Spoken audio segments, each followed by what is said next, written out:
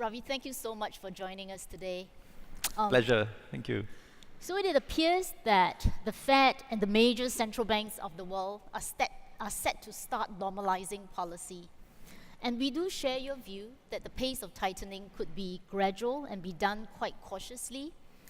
Now, but having said that, by the end of this year, central banks will be net withdrawing liquidity from the markets.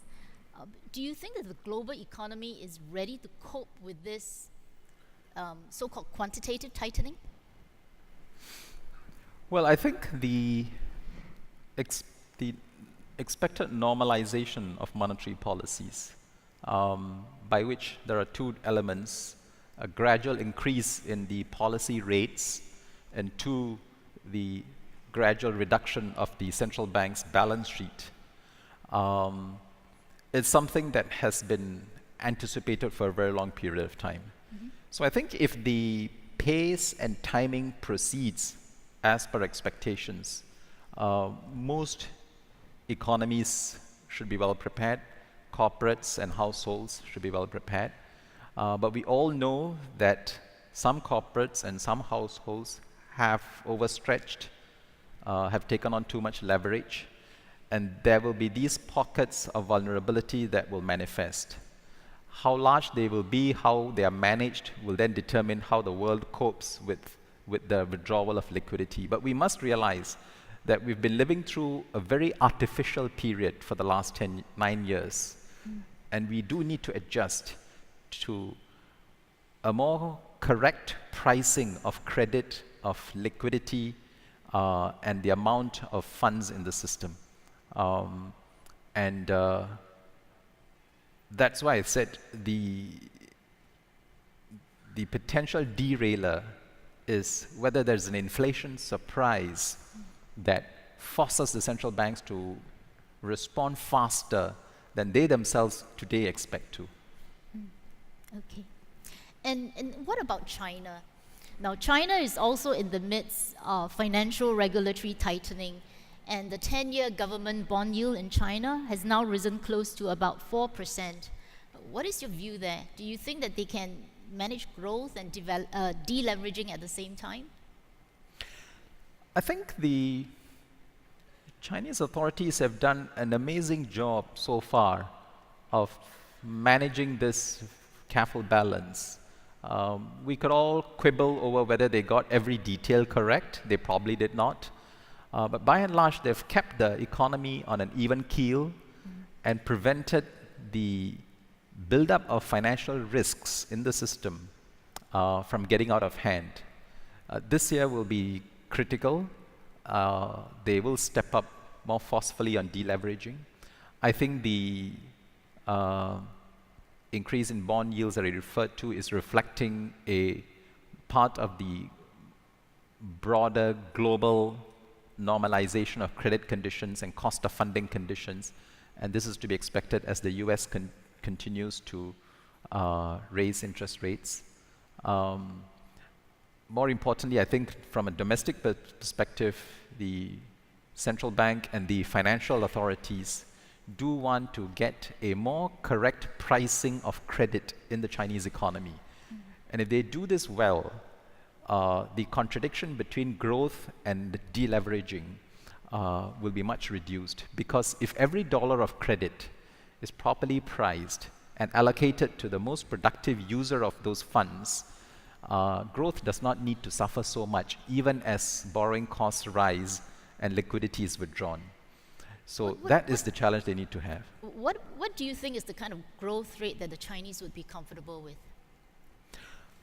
Well, that's hard for me to say sitting in Singapore, but quite clearly I think the Chinese authorities themselves do not believe 7 to 8% is the range that they should be looking at. They've already brought expectations within the 6 to 7% range. And maybe going towards the lower end of that range may also be acceptable if that is what is required, at least in the short term, to reduce the excesses, financial excesses in the system. Okay. And as you noted in your remarks, we had a very robust trade recovery last year, and Asia certainly benefited from it. The outlook appears to be bright, and we very much share that view. We are especially upbeat on Asian equities. But drilling down into Singapore, now our growth rate actually rose 3.5% last year, which was nearly double the initial estimate that we had in maybe late 2016. Now, are we now moving into a higher sustainable pace of growth? And what are going to be the next big growth drivers for Singapore? Yeah. So I think our sustainable rate of growth is probably anywhere from 2 to 4%. The big unknown, and here I think there's really room for difference of views, is whether it's going to be more in the 2 to 3% range or the 3 to 4% range. Or more likely it's going to hover around the 3% number, basically reflecting the maturity of the economy. What has been most encouraging last year is that the Singapore economy has been able to ride on the recovery in the global cycle. Because for a time, I think there were some worries whether there's been a loss in competitiveness, whether we are no longer plugged strongly into global production and value chains. But the ability of the manufacturing sector in particular to ride on the electronic cycle, I think has demonstrated a certain resilience and strength in the manufacturing sector. The second, we are seeing the proliferation of that growth from manufacturing into the trade and storage, the transport and storage and logistics sectors, and now slowly, increasingly to the rest of the economy. Modern services, by which I mean financial services and infocom and business services, have also been doing very well. Again, demonstrating an ability to plug into regional growth and regional prospects. So I think the Singapore economy's beta, if you will, to the region and the world remains reasonably strong. So I don't think we need to be that has given us a bit more confidence about our ability to ride on demand patterns. And if the rest of the economy, as we all think, is going to do reasonably well this year as a baseline view, I think the prospects are good. Our real challenges remain on the supply side, whether we can increase productivity, whether we can continue to adjust and restructure the economy, and whether we can raise the level of skills, and whether we can learn to live with less labor inputs. I think those remain paramount. Some progress has been made there. I think we need to keep chugging away at that process before we can declare that we are on a sustainable and very healthy trajectory. I think on productivity, that's a very good segue into the next topic that I would like to discuss with you. I know it's a topic that is very close to your own heart as well, which is innovations. Now, the cryptocurrencies like Bitcoin has actually taken the world by storm. And technology like blockchain, big data, and artificial intelligence has the ability to both disrupt and at the same time create significant growth opportunities. Now, what is your view on what this very exciting phase of technological advancement really mean for us in Asia? Well, it means a lot, I think.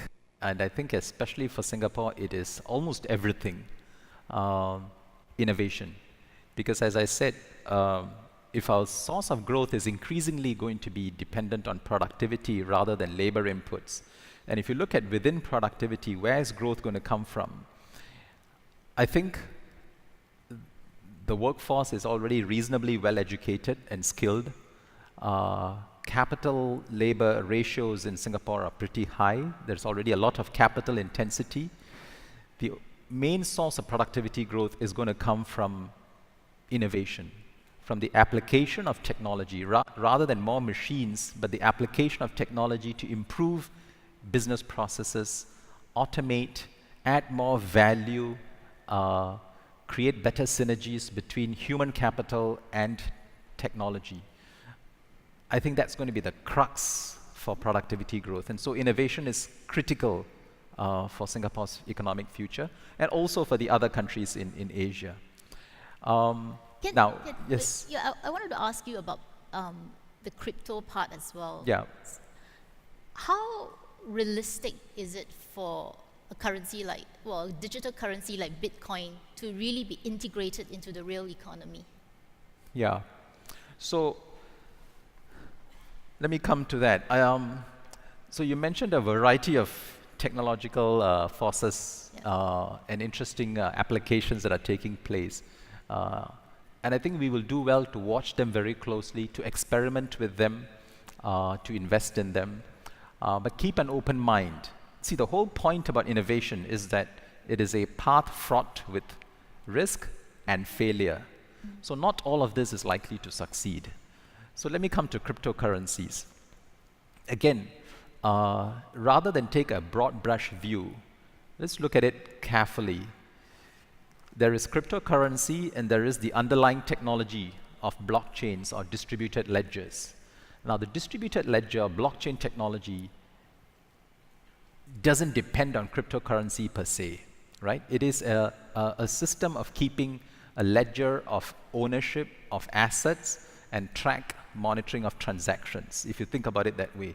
It is decentralized, does not depend on a central counterparty, and can be done, well, at least in the pilot phases that we have seen, can be done very efficiently, very fast, very cheaply. So it's got very interesting applications in a whole range of areas: cross-border payments, trade finance invoicing, land registries, property transactions, a whole range of things. So there are lots of pilots and experiments that are being done. Not all will succeed. There may be cases where this technology doesn't work or is not suitable or is not cost effective. There may be others where it could be path breaking.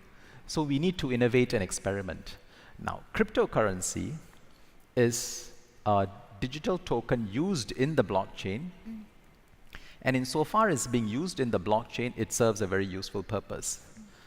The question is, does it have a life of its own as a means of exchange and a store of value? In other words, is it money or is it currency? The irony is that cryptocurrency is not a currency. Very odd to say this, but it is not legal tender. It is not issued by anyone in particular. It is not the liability of any particular party. Yeah, will you issue a will you issue digital currency? We already have, you see. So that goes to the third part. Central bank digital currencies, where central banks themselves issue cryptocurrency or digital currency. And here there are two types. One is where the central bank issues digital currency in a wholesale perspective, meaning within the banking system. So if you're familiar with what we've been experimenting with in Project Ubin, where we are trying to effect a interbank payment and settlement of securities without the central bank's involvement.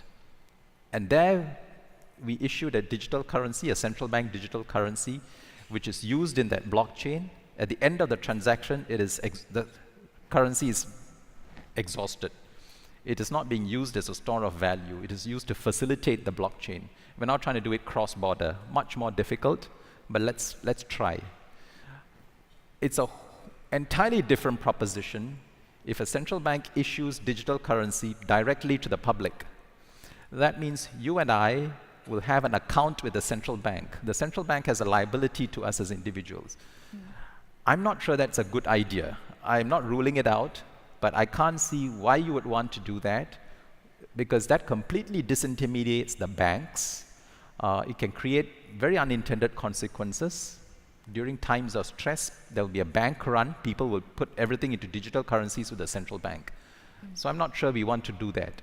I'm not even sure what the consequences will be for monetary policy or the conduct of monetary policy or transmission mechanism for monetary policy.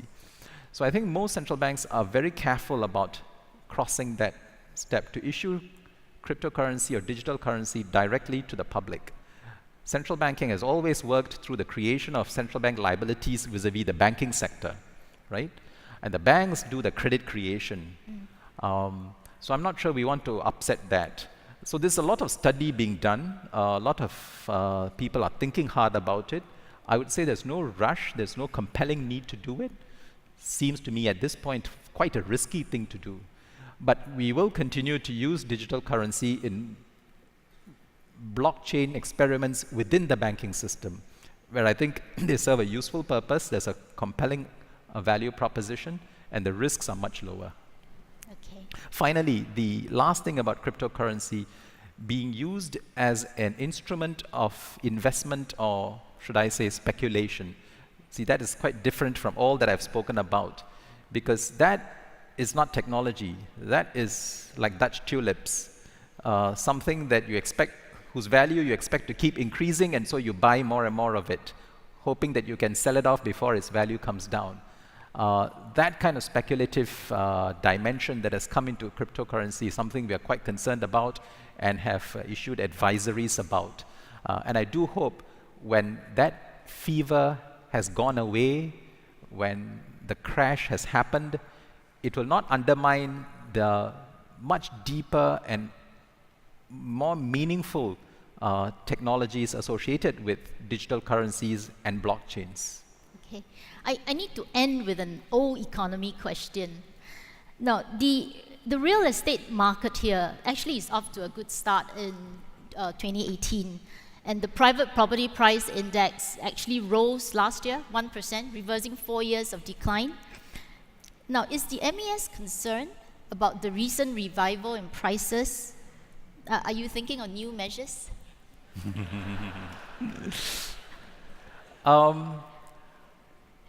The interest of the government and the MAS has always been to ensure a stable and sustainable property market. A recovery in prices in and of itself is not cause for concern. Why would we want to see a prolonged, permanent slump in the property market? So recovery in prices per se is not the problem. I think what we would be very concerned is if there is excessive exuberance in the market, and we see some of that in the on-block sales segment, and we have said that, given the supply-demand dynamics, the current excitement and exuberance may not be warranted. So we just need to see that the recovery is gradual, sustainable, and does not pose new risks for the economy or the financial system, or most importantly for households. So we're keeping a close eye, watching the level of activity, and we'll see. All right, there's so much more to discuss, but we have run out of time. Thank you so much for this wide-ranging and fascinating discussion. Thank you, Milan. Thank you. Ladies and gentlemen, please join me in thanking Mr. Ravi Menon, Managing Director of the Monetary Authority of Singapore. Thank you. Thank you. Thank you. Thanks, Milan.